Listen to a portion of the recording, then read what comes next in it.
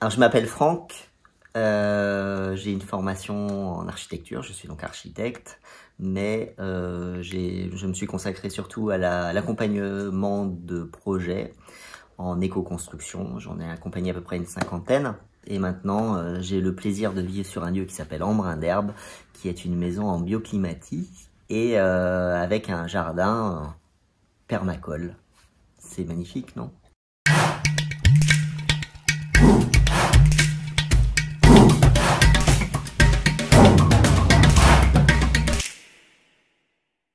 Une maison bioclimatique, c'est...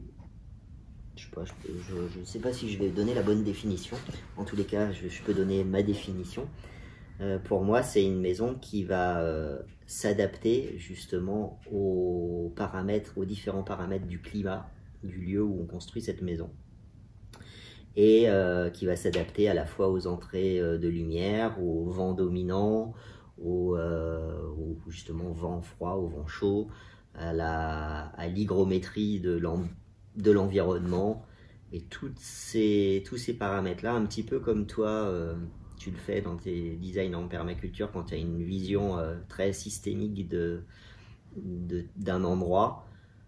Quand un architecte veut faire une maison, enfin, quand quelqu'un veut penser en tous les cas une maison répondant à cette notion de bioclimatisme, il faut prendre en compte un maximum de paramètres. On en a parlé l'autre jour, il y a des fois des paramètres qui vont pas bien ensemble. Par exemple, on peut avoir une jolie vue mal placée par rapport à l'orientation.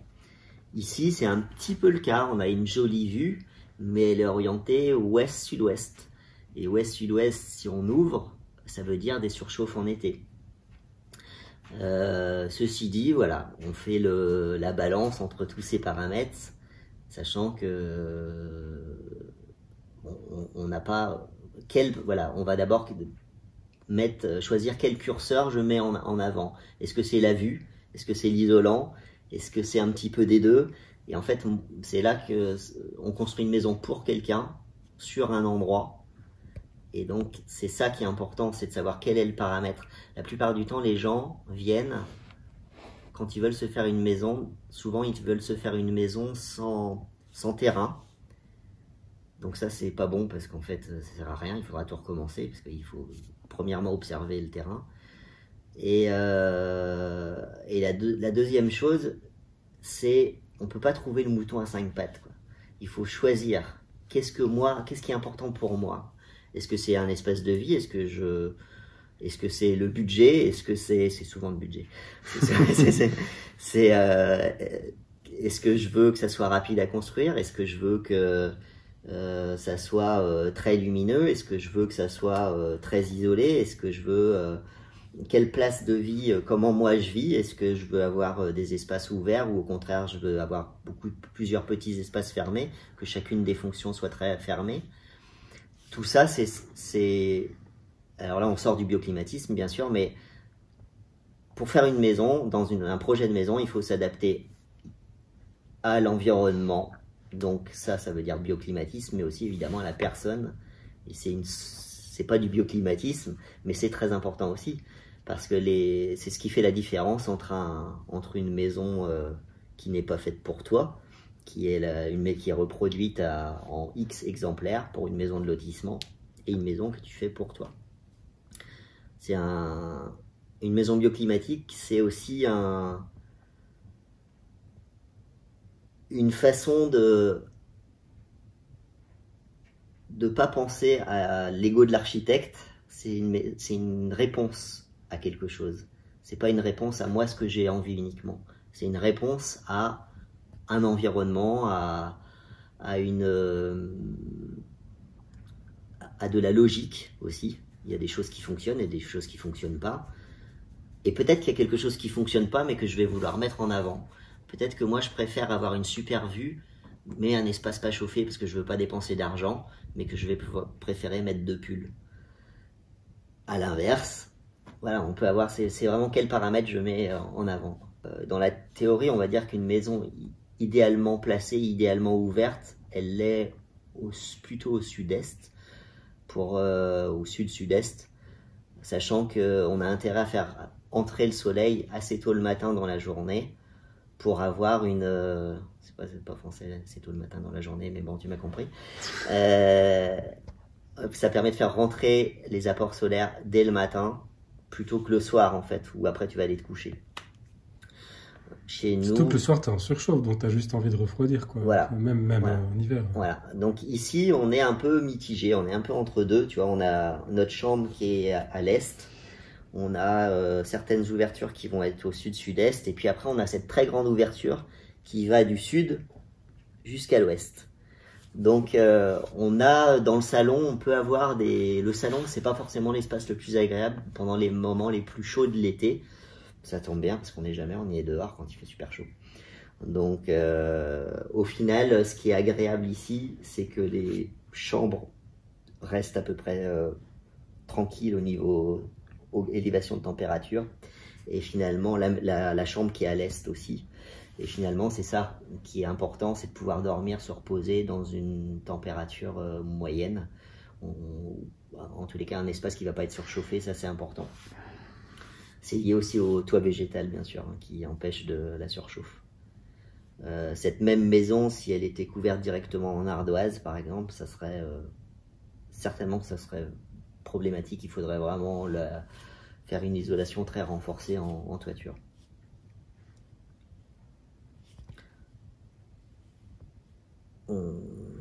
Les matériaux locaux, la terre, quoi choisir, comment, c'est quoi les critères Alors, est-ce que toutes les terres sont bonnes? Ouais. Alors bon, évidemment, là, la première chose à bien savoir, c'est qu'on n'utilise pas la terre végétale en construction, pour la simple raison que la terre végétale, c'est une terre qui n'est pas stable. Elle est en évolution. Elle va se décomposer, va finir la matière organique va évoluer. Et c'est parce qu'elle n'est pas stable qu'elle risque d'entraîner dans sa décomposition tout contact avec le bois, etc. Donc c'est pour ça qu'on n'utilise pas de la terre végétale. Donc on décape en général la terre végétale et en dessous on voit ce qu'il y a en dessous. Et souvent on a ou des terres limoneuses ou des terres argileuses ou de la pierre ou du sable. Pour construire, la terre qu'on utilise, si on veut qu'elle colle, on dit qu'il faut qu'elle ait à peu près, bon ça c'est vraiment le chiffre très théorique parce que ça dépend de plein d'autres paramètres, mais il faut qu'elle ait en gros 30% d'argile dedans. Sachant que nous ici, on a une terre en dessous dans le sol du jardin, on a une terre qui n'a quasiment pas du tout d'argile. C'est une terre qui est sablo-limoneuse. Et donc en fait on a du coup un avantage, c'est qu'elle est très drainante. Donc on n'a jamais, ça fait jamais flip-flop, même s'il pleut comme en ce moment. Par contre c'est pas une super terre à construire. On peut s'en servir pour mettre dans une cloison pour faire de l'inertie. Ça marche, c'est du sable, hein, c'est bon. Mais par contre pour construire ça, c'est pas assez. Il n'y a pas assez d'argile. Alors nous ce qu'on a fait, c'est qu'on a fait venir... il y avait un chantier à 4 km d'ici, il y avait un chantier où le terrassier m'a dit écoute Franck, je m'enlise avec mon tracto, donc je pense que ça doit être de la bonne terre pour toi. Et effectivement c'était de la terre assez argileuse, donc on en a fait venir un camion ici et c'est ce qu'on a utilisé pour tout ce dont on avait besoin comme terre collante. Donc c'est ça qu'on utilise comme terre. Après pour le bois, la plupart du bois c'est du Douglas de Bretagne. Pour tout ce qui est bardage extérieur, on a utilisé 2 essences de bois, le Red Cedar et le Douglas. Donc le Douglas, on en trouve en Bretagne, on en trouve évidemment après, il vient parfois de beaucoup plus loin. Nous on a essayé de faire attention aux provenances de notre Douglas. Concernant le Red Cedar, on en a trouvé une fois du Red Cedar qui venait de Normandie et les autres fois il venait de beaucoup plus loin, il venait du pays du Red Cedar, c'est-à-dire au Canada. Ensuite pour tout ce qui est, on a utilisé aussi beaucoup de chaux. Donc la chaux, on a travaillé avec différents fournisseurs, sachant qu'en France, bon, il y a pas mal de producteurs de chaux. Et puis après, le travertin, par exemple, au sol, lui, il vient de loin, puisque c'est des carrières de marbre d'Italie déclassées. Mais parfois, on a... donc ça, c'était un petit plaisir qu'on s'est fait, hein, parce que ce sol-là, on le trouverait chouette, et puis parce qu'il a un avantage, c'est de demander 0 entretien. Il est très très facile à vivre avec des animaux. Le sol que vous avez dans le petit gîte, lui, c'est le sol qui est fait à partir d'ardoises de récupération de toiture. Donc là, évidemment, beaucoup plus local, puisque l'ardoise, elle avait déjà fait son job, elle avait déjà couvert une maison. Et puis, dans une tempête, elle est tombée, et nous, on a récupéré au sol cette ardoise pour pouvoir la coller avec de la chaux. Et ça fait 12 ans qu'elle est posée, et tu as vu, il y a 2-3 ardoises qu'on sautait, c'est tout. Même si c'est vraiment de l'ardoise très peu épaisse, ça nous permettait d'avoir un sol noir, et donc qui facilite l'accumulation de chaleur. La paille, elle vient de tout près d'ici, puisque c'est le monsieur qui fait des poulets dans le coin et qui fait sa paille pour nourrir ses poulets. Enfin, il fait son blé pour nourrir ses céréales, pour nourrir ses poulets, tout en bio. Et puis du coup, on lui a pris des bottes de paille. C'est la première fois qu'il vendait des bottes de paille pour en faire une maison. Et donc ça, les bottes de paille viennent d'un champ qui est à 2 km d'ici. Voilà.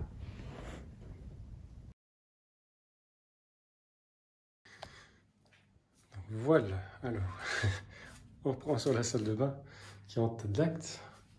C'est ça. C'est une salle de bain qui coûte pas du tout cher en matériaux. Il y en a pour moins de 100 €. Mais en main-d'œuvre. Mais en main-d'œuvre, par contre, c'est beaucoup d'huile de coude. Le Tadlac, c'est un enduit fait avec de la chaux, donc, et qui est une tradition marocaine. C'est pas mal la vue quand tu prends ton bain. Ouais. Sauf quand il y a des gens qui passent dans les gîtes, je suis un peu obligé de fermer le rideau quand même. Ouais, Sinon, tu mets des stores. on voit me doucher. Et tu vois, tout est fait en récup ici, donc on a... C'est quoi comme bois ça? Ça c'est je crois que c'est des planches de cèdre qui, en fait, que j'avais récupéré chez un boulanger dans son grenier. Ouais, est-ce que sont bien? Le bois, c'est du bois ramassé sur la plage. Ouais. Ça, la vasque, donc je l'ai fabriquée à partir de... J'ai fait une petite ossature en grillage que j'ai recouvert avec du jean, des jeans déchirés de mes enfants que j'ai trempé dans du plâtre pour faire un volume. Et puis après, j'ai mis de la chaux, et puis après, j'ai mis le Tadlac. Et donc, ça fait une super belle vasque. Enfin, en tous les cas, je l'aime bien. Toi, tu l'aimes bien. Voilà. Et tous les murs sont donc avec ce Tadlac qui n'est pas un vrai Tadlac, parce que le Tadlac, c'est fait normalement à partir d'une chaux impure qu'ils produisent au Maroc et qui se suffit à elle-même. Moi, l'idée d'importer de la chaux du Maroc me plaisait pas super, donc j'ai pris de la chaux française qui est très pure, du coup, à laquelle il faut rajouter beaucoup d'impuretés pour arriver à la travailler comme le Tadlac. Donc c'est un peu un faux Tadlac breton. Avec de la poudre de marbre qui vient du gars qui fait du croque-mort du coin, quoi, qui fait tous les travaille le marbre. Et donc avec toute la poussière de marbre, pour lui c'est un déchet, donc qu'on récupère, et on va rajouter de la brique pilée, des fonds de sable, des choses comme ça, qui vont permettre d'apporter des impuretés. Et après il y a beaucoup d'huile de coude, tout un travail que je ne vais pas expliquer là parce que c'est un peu long, mais c'était ma passion, c'était les enduits du monde, donc le Tadlac en faisait partie.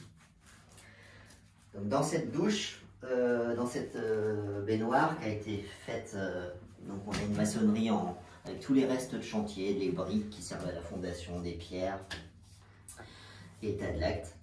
On avait un petit peu, le Tadlac c'est un produit un peu fragile, mais pas tant que ça, parce que tu vois, finalement là, tout ça aussi ça a 12 ans, et tu vois que là-dedans on y met aussi les chiens avec leurs griffes. Donc Donc il est plus brillant comme il ne l'était, mais on n'a toujours pas de fuite d'eau. Ben ouais, c'est les chiens quand ils viennent de la plage, quand ils sont roulés dans des trucs qui sentent pas bon, par exemple, hein, dans les douches. Et donc en fait, tu vois, il y a les combinaisons aussi quand j'enlève mes combinaisons l'hiver avec le sable et tout ça. Donc finalement, pas trop d'entretien. Le seul entretien qu'il faut faire sur le Tadlact, c'est le laver au savon noir plutôt. Et si tu veux le réétanchéifier, bah, tu lui donnes un petit coup de cire de temps en temps. Mais honnêtement, on se prend pas la tête avec ça. Et t'as pas de chauffage, hein? On n'a pas de chauffage. On a un sèche-serviette qui est parfois allumé. Et, et autrement, c'est la maison. C'est quoi la boîte qui va le seul chauffage de notre maison? Si c'était à refaire, tu la referais la maison? Oui, pas telle quelle, évidemment, tu vas corriger les choses, mais...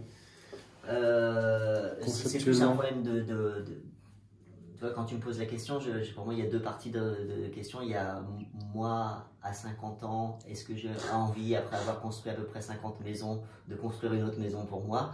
Tu vois, c'est au niveau énergie, quoi. Ouais. Est-ce que je m'y mettrais encore de l'énergie? Maintenant, si j'avais pas le choix et que je devais faire une maison, oui, je referais une maison en paille et en terre, parce que c'est ce qu'il y a de mieux. Donc oui. Maintenant, ouais, c'est une énorme énergie, il faut pas se voiler la face, faut pas mentir, c'est un boulot de tarine, faire une maison quand tu l'as fait toi-même. Donc c'est énormément de travail. Ceci dit, c'est tel que c'est comme ça, c'est construit comme ça, c'est la meilleure, enfin pour moi c'est la meilleure solution au niveau à la fois le confort et le coût économique, le confort que ça peut amener, c'est le top. Tu peux avoir tous les styles. Ici, nous, on a choisi un style, mais tu vois, cette maison-là, elle a un style, mais c'est pas. On peut pas se dire la maison en paille terre, c'est ça. Parce qu'on a fait des maisons qui sont complètement différentes, avec des designs hyper contemporains. On peut pas. Il n'y a pas de style maison paille.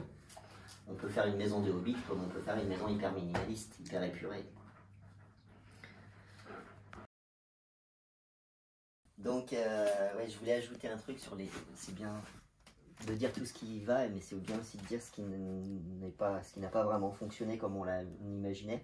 Toutes les menuiseries, on avait fait les prix des menuiseries en chaîne, donc pas le premier prix au départ, et dans le but dans une démarche écologique, de prendre du bois en local, fait par une entreprise locale, etc. Et en fait, on est vraiment tellement exposé en vue mer et en tempête avec des pluies à l'horizontale que ça s'est usé beaucoup plus vite que je ne le pensais. Et ça demandait un entretien énorme. Donc en fait, on est en train de remplacer, elles ont 10 ans, 12 ans les menuiseries, on est en train de remplacer petit à petit par de la menuiserie alu. Certaines, dans les colleges, on a mis du bois alu. Le bois alu, je dirais que ce serait l'idéal. L'alu est un peu moins cher, donc le bois alu, c'est vrai que c'est sympa parce qu'on a la chaleur du bois à l'intérieur. Mais ça résiste mieux que le bois tout court, quoi. Donc ça, c'était un petit peu si je devais refaire la maison au même endroit, je ne reprendrais pas des menuiseries tout bois. Ça, mais ailleurs, tu vois pas... Ah oui, mais d'ailleurs ici, les menuiseries qu'on a qui sont à l'est n'ont pas vieilli. C'est-à-dire celles qui ne sont pas exposées au sel, au vent de sud-ouest salé, n'ont pas vieilli. Elles ont vieilli, mais normalement, quoi. Celle de Hugo, par exemple, dans la chambre, là-bas, c'est une grande menuiserie et elle n'a pas bougé, quoi. C'est simplement celles qui sont au sud-ouest. Donc, voilà, on peut profiter que la maison n'est pas complètement finie et que je sais pas. Elle ne le sera jamais. Voilà. Donc là, du coup, on voit le terre-paille. Donc les cloisons sont faites en terre-paille et on voit bien le mélange entre les grandes brindilles de paille et la terre et les petits cailloux, puisqu'elle n'a pas été trop tamisée. On a des cailloux plus gros par ici, par exemple. Avec quelques fissures, ça a rétracté un petit peu l'argile, mais finalement assez peu. C'est une cloison qui fait 8 cm d'épaisseur. Et donc ça fait de la masse en plus. Et normalement, voilà, après il faudrait maintenant refaire un revêtement supplémentaire. Alors c'est marrant parce que des fois, il y a des gens qui viennent et qui nous disent, mais non, c'est très joli comme ça. Mais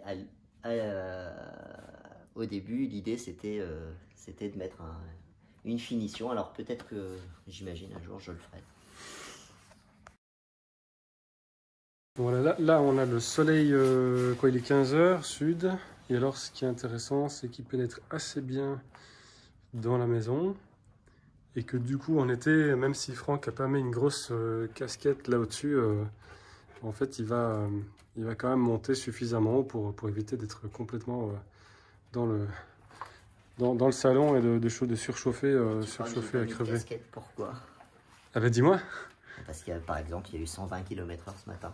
Et parce qu'on a un hiver avec pas... Ah mais t'en as une normalement que tu mets Non, mais je veux en dire, en ici, été. tu vois, tu regardes Ah toutes oui, les c'est maisons ça. locales, on n'a rien qui dépasse des maisons parce que ça s'envole trop avec les complètement, tempêtes, quoi. Ah, voilà, il y a pire comme décor, quoi. Hein.